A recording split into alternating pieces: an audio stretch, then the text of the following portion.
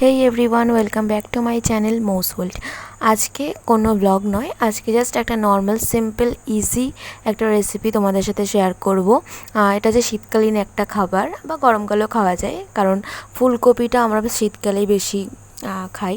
তো যাই হোক, আজকে আমাদের হচ্ছে যে ফুলকপির পরোটা। মা এই ফুলকপির পরোটাটা খুব দারুণ করে, তো সেটাই আজকে তোমাদের সাথে শেয়ার করবো। দেখো তোমাদের কেমন লাগে। ওকে, প্রথমেই দেখিয়ে দিয়েছি ময়দার ডোটা পুরো নরমভাবে মাখতে হবে। আর ময়দার মধ্যে জোয়ান, লবণ, চিনি, হালকা মিষ্টি আর তেল দিয়ে ময়দাটা আমি মেখেছি। আর পুরটা মা তৈরি করেছে ফুলকপি আর আলু আর সাধারণ নর্মাল যে জিরে, চিনি, নুন, তারপরে মশলা, লঙ্কার গুঁড়ো, হলুদ গুঁড়ো, চাট মশলা, এগুলো দিয়ে মা ফুলকপির পুরটা বানিয়েছে। তারপরে যেভাবে আলুর পরোটা বানাতে হয়, ময়দা ডোর মাঝখানে একটু বড় করে লেচি করে তার মধ্যে পুরটা দিয়ে আবার সেভাবেই রাউন্ড করে নিয়ে মুখটা মুড়ে নিতে হবে।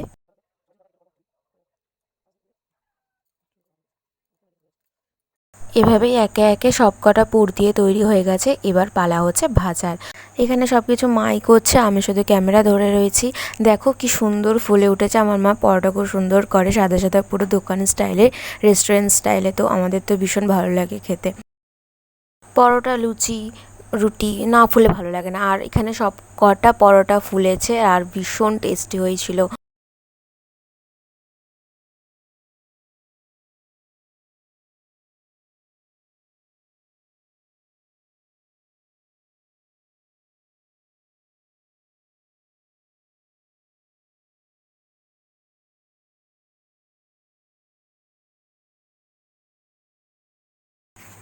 পরোটার সাথে ছিল ছোলার ডাল। পরোটার মধ্যে যেহেতু পুর দেওয়া আছে তো শুধুই খাওয়া যায়, আমি তো শুধুই খেয়েছি।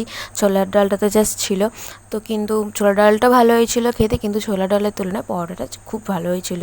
আর ভেতরটা দেখো খুব সুন্দরভাবে ময়েস্ট হয়েছে। আর যেহেতু ফুলেছে সবকটা পরোটা, সেহেতু খুব সুন্দরভাবে বোঝাও যাচ্ছে। তাহলে ভিডিওটা আজকে কেমন লাগলো প্লিজ কমেন্ট করে জানিও। যদি ভালো লেগে থাকে তো please like, share, comment and subscribe to my channel. Thank you very much. আর এরকম যদি কোনো ভিডিও দরকার পড়ে তো প্লিজ কমেন্ট করো। ওকে, টাটা, সকলে ভালো থেকো।